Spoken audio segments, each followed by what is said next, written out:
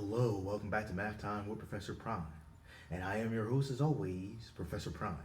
In this video, I want to talk about expectations, accommodations, mentorship, and impact. Let's get into it. I've been a student, I've been a faculty member, I've been a supporting staff member, I've been a mentee, I've been a mentor, and I've been a lot of other roles too. And each of those roles and the experiences that I've gained through those roles and that I've had with those roles have contributed to my current perspective on education and life.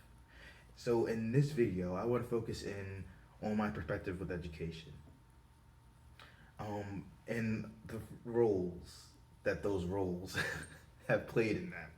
Now, some of this can be found throughout the channel, but I wanted to focus in on this one and give a more personal experience with it. I feel like that will flesh the video out a bit more as well as ground it down because I'm hoping to give you all a unique perspective on things as well as one that has some relatability in it. All right, so let's talk more about that. So let's start with expectations. When it comes to expectations, and if we start with students, we can talk about the following. When you're a student, you have a lot that's placed upon you. You have a lot of expectations. And some of these are, based on weird perceptions, and some are based on really obscure things. You might get expectations placed upon you with how you test, or how you take a standardized test. You might have expectations placed upon you because of your age group, your grade level. If you don't meet those, people start their same things, or you might have some placed upon you because of gender or race. Things along those lines, and so much more personal stuff that shouldn't have a thing to do with education, but because people are people, it impacts things. And you have expectations coming at you from different sources. You have them from, your parents, your teachers, society as a whole, yourself as well. And there's a lot to be said about that. And it all matters to me. And if you're teaching, whether you're aware of it or not, you have expectations on your students, some of which could do harm if you're not careful. That being said, for me, I've had a lot of expectations placed upon me in my life when it comes to education, among other things. But when it comes to education, it's been an interesting ride because I do feel like people have had some pretty high expectations overall, but there's been some weird lower ones. Now, there are different reasons for that. Some of them, I'm going to be honest with you, they were race related. There's no way around that. Now, some were like really weird and unclear. But for me, when it came to grade school, I performed very well. In college, it was a bit of a mixed bag, but we can get into that. And what's fascinating about that is, despite me performing rather well, despite me, consistently popping out, good grade after good grade, and having, the numbers to support the fact that I was doing well, there are a few people who thought I wasn't going to make it to college, or there was a few people who saw my handwriting and they made assumptions based off of that. If you're wondering, my handwriting is not considered the best. And to give you some context for that, I have issues with my hands. Now, a lot of people wouldn't assume that based on the amount of physical activity I do, but the truth is I've always had issues with motor control, and I've had like nerve issues to the point where when I was younger, I did have to go through occupational therapy when I was younger, and I had an Alpha Smart. And if you're not aware of what that is, it was a word processor, coming up. And I imagine they're still out there and probably like much more advanced than when I was younger. But in any case, that whole using that, I used that in elementary school and in middle school, but I did abandon that through high school because my handwriting was getting better. But I failed to look at the big picture. But that's in retrospect. So it kind of brings me to talk about accommodations a little bit. So for me, like I said, I had high expectations placed on me, and I performed very, very well in grade school. But I did actually have accommodations, and as I just said, I did abandon them in high school. Um, and it wasn't that big of a deal for me, but I wasn't looking at the big picture. When I got to college, I could have gotten accommodations again, but I didn't really look into that. I didn't really think about that. I only thought about it when I wasn't in school anymore. I thought about it more as a teacher because I did know students who had accommodations but didn't necessarily use them. And, like some of them suffered as a result, I feel. And the idea with accommodations is it's not meant to give you an unfair advantage, it's meant to kind of even the playing field a bit. We all have so many different things that could affect us, and accommodations are meant to give some balance. And then for me, with the kind that I had, it took me a while to, write what most people considered well, and it actually pains me to do so. But if I had gotten those accommodations in college, that would have been an opportunity to give me more time on exams. And there was definitely like at least one situation that was definitely a big issue, and there was several, but there's one that comes to mind. So when I talk about this will also kind of blend in the idea of mentorship. So I had a teacher in college, like my old calc teacher, who was also a mentor, an advisor, a friend, who's still out there, who one day I got to work with, which is awesome, and for like 5 years, so that's pretty cool.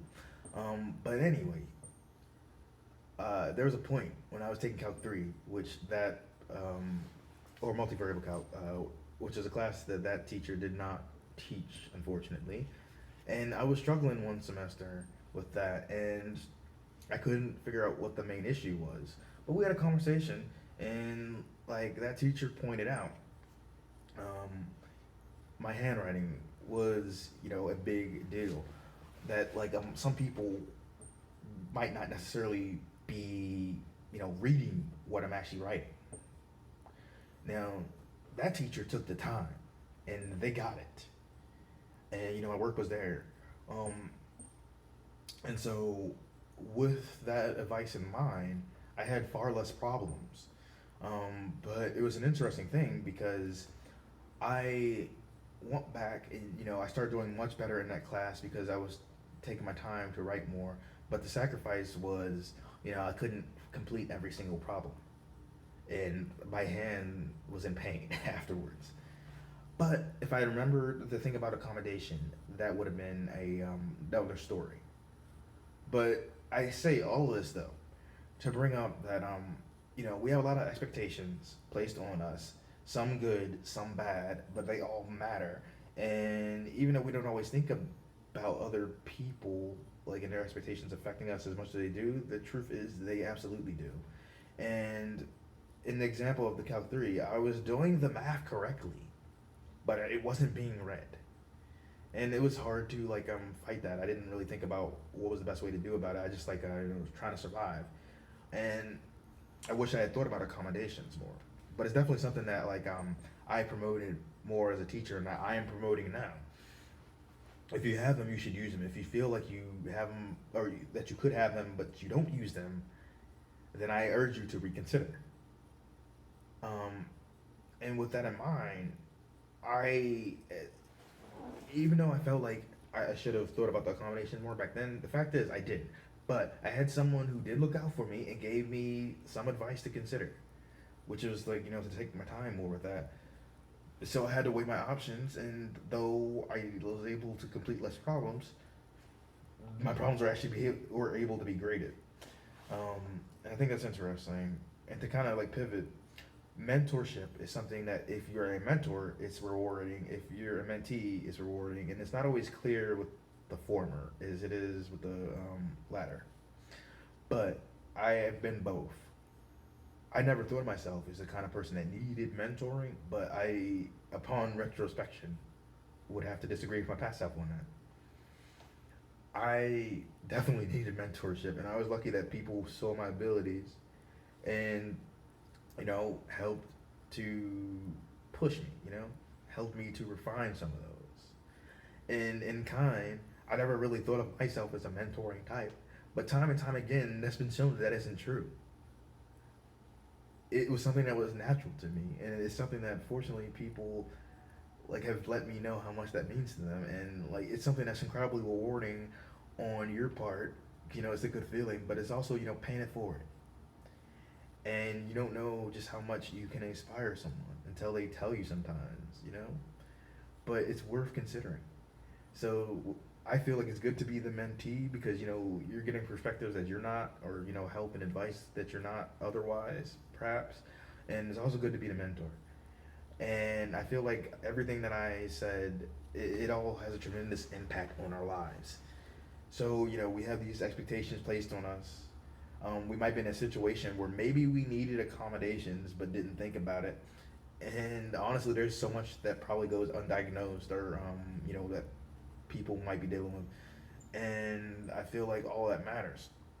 And having a mentor and a mentoring is important as well.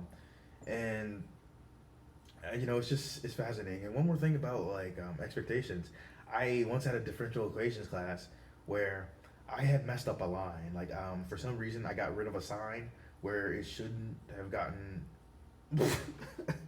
Well, I got rid of a sign that should not have been deleted, and I got a complete zero for that problem. And I had some others small errors that kind of sucked my grade, and that was very, very harsh. My teacher was not great on partial credit, but I talked to the teacher, and they were under the assumption that I didn't know what I was talking about, which wasn't true because it was a small arithmetic error. And so I didn't get into it, but it annoyed me that the teacher thought that. And so I talked, and I proved that I knew this. Now I did not get my grade back, but I think that it was something to me that was worth doing because hey, you have your expectations based on a small mistake, and having a small mistake in your work doesn't mean you don't know the math. And if you're seeing that on the page, if you're looking at that, you can tell. Now, did that event influence the teacher later on? I don't know. I hope. But I know me having minor mistakes here and there, something that I definitely keep in mind when dealing with people, and definitely just with math, because we all make small mistakes, and it doesn't mean you don't know what you're doing. You made a mistake. It happens. We're not robots. You know? I don't want this to get too long, but I hope that this helped someone out there. I hope that it didn't sound too rambly. And I hope that you all understand, you're going to have a million expectations on you, but pushing through something that you can do, and having some people in your corner is nice. And if you don't have those people in your corner right now, I am sorry to hear that, but I hope you do. And I hope that you are in someone else's corner as well, because that all matters. That all has impact. I'll see you all in the next video. Professor Grime out.